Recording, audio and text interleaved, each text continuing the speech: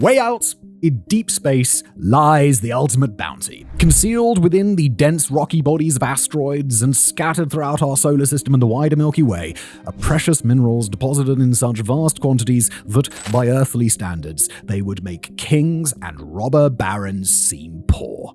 The race to acquire this wealth is already heating up as companies and entrepreneurs around the world lay the groundwork and wait to time their moves perfectly, ready to act the moment the opportunity first arises. Now, in our last episode on Celestium, we explored the practicalities of asteroid mining, the science, spaceflight, logistics, and more. But today, we're tackling a very different question. How might the rise of asteroid mining reshape life here on Earth? The potential outcomes range dramatically, from ushering in a 21st century renaissance to triggering an economic collapse more severe than anything witnessed in history. Even the return of a single, bountiful asteroid to our planet could fundamentally transform our world, especially if we decide to push the envelope even further.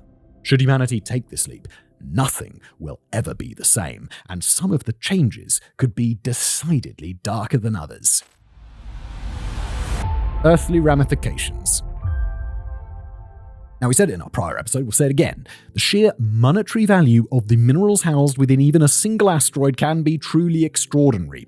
Although most asteroids are relatively benign, the circumstances of their origin have turned a select few into repositories of minerals we consider precious here on Earth. Gold, platinum, copper, lithium, cobalt, diamonds, and more.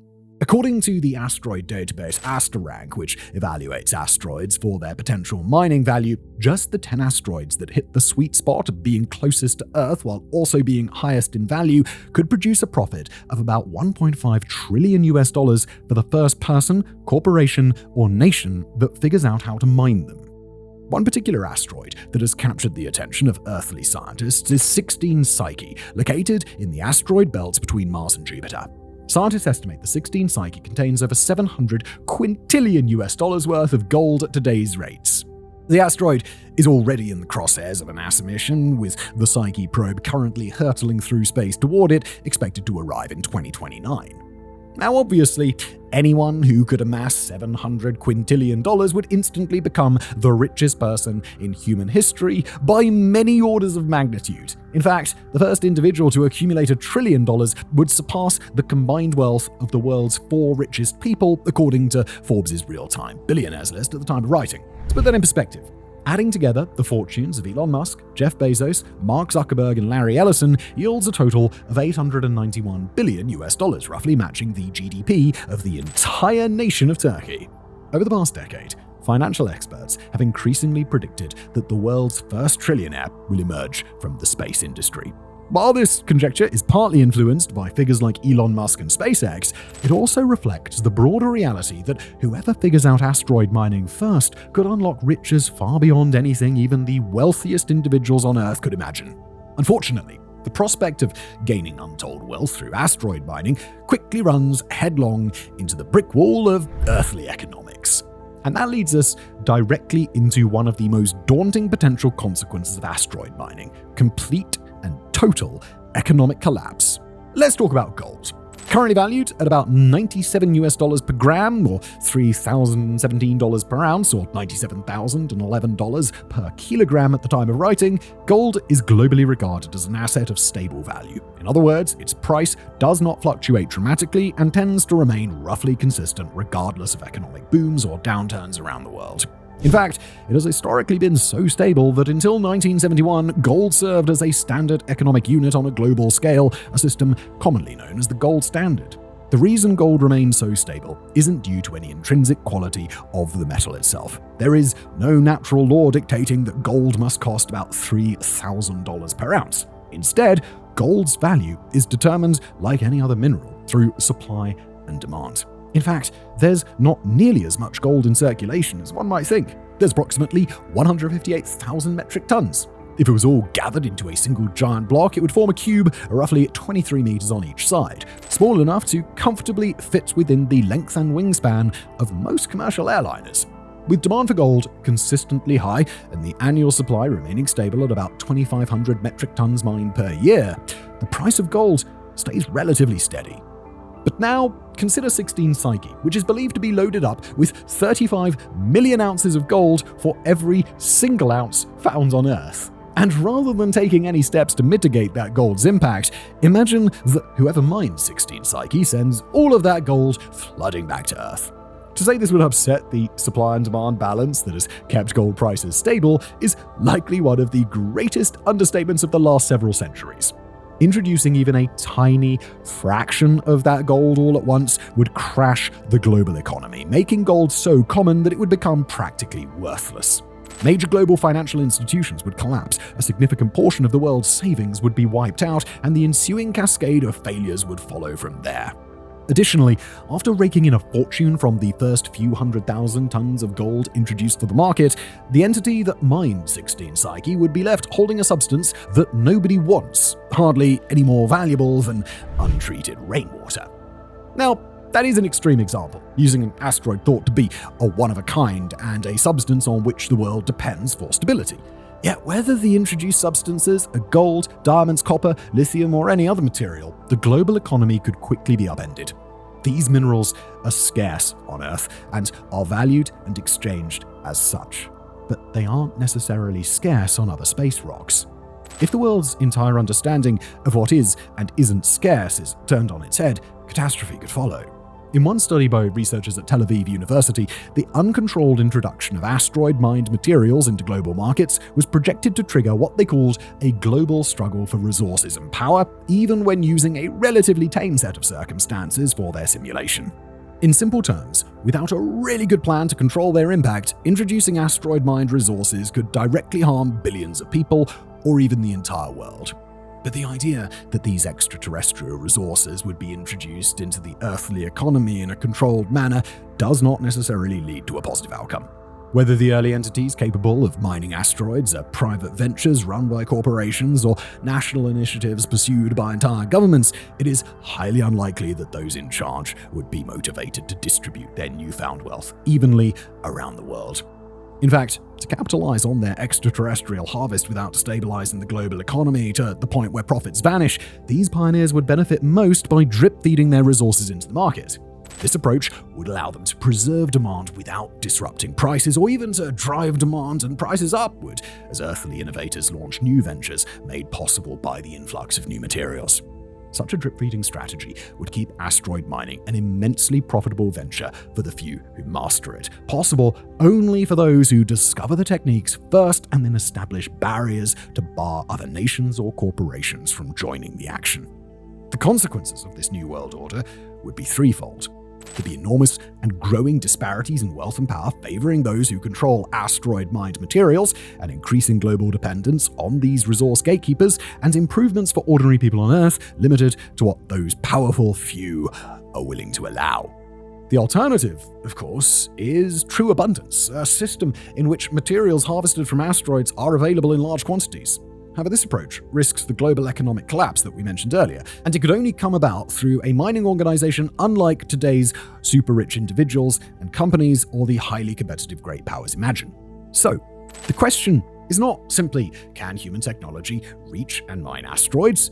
Rather, the more important question is, can human civilization handle asteroid mining? Imagine, if you will, a world where China becomes the first entity to secure an immensely profitable asteroid. Not only could it profit greatly, but it could also build spacecraft and other space-based weapons, preventing the US, Russia, the EU, India, or anyone else from doing the same. How long could such a world survive before those other powerful nations begin clamoring for war? And in a system where natural resources become available through extraterrestrial sources, individual nations stand to lose everything.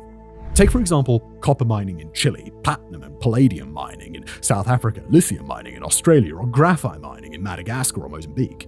Each of these nations relies on its ability to mine and export these minerals, not just to generate wealth, but also to secure the income necessary to stay afloat. Should the demand for these minerals suddenly plunge, these nations would struggle to fill the gap. Moreover, if an asteroid mining company were to emerge armed with practically limitless resources, it could easily force these nations out of the market and establish a monopoly. The process would be simple.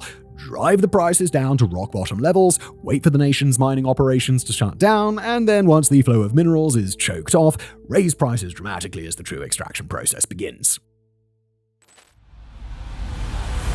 Many bounties.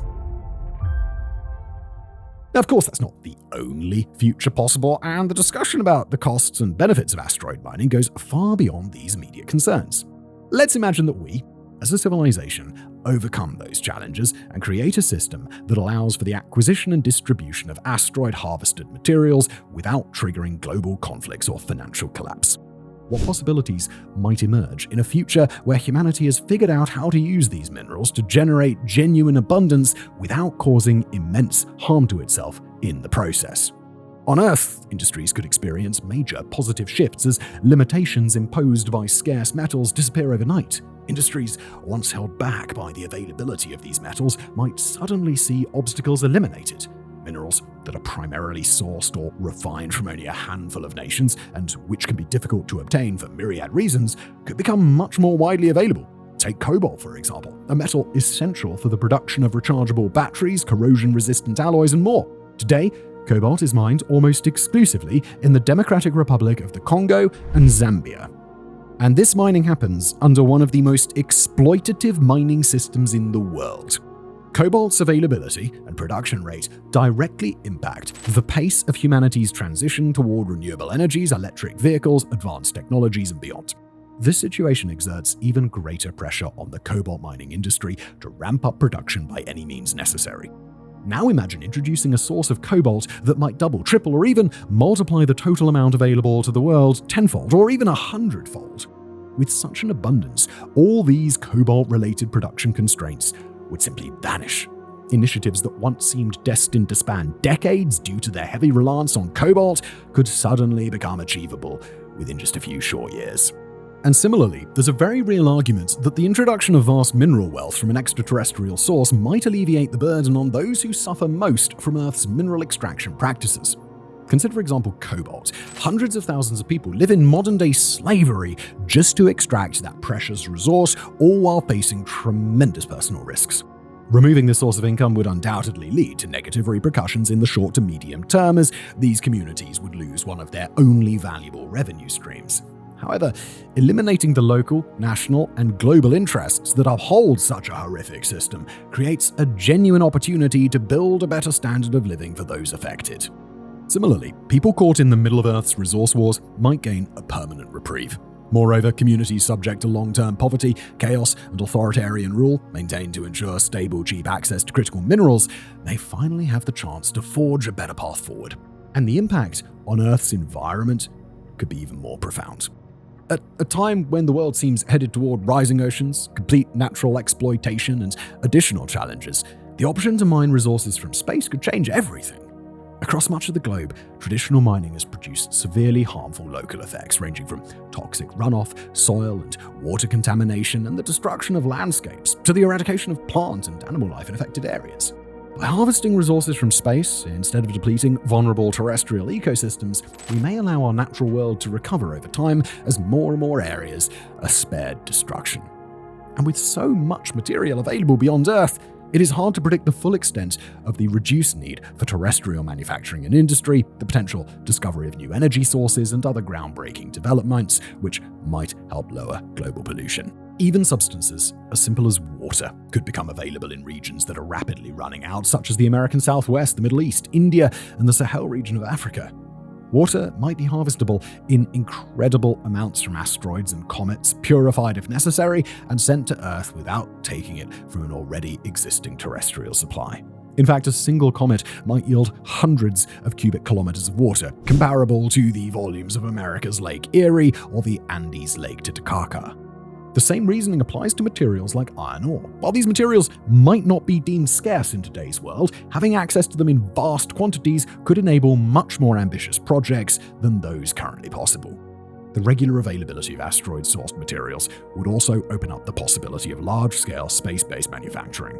This type of manufacturing carries a range of positive implications, as industries can harness the benefits of microgravity and other unique attributes of spaceflight.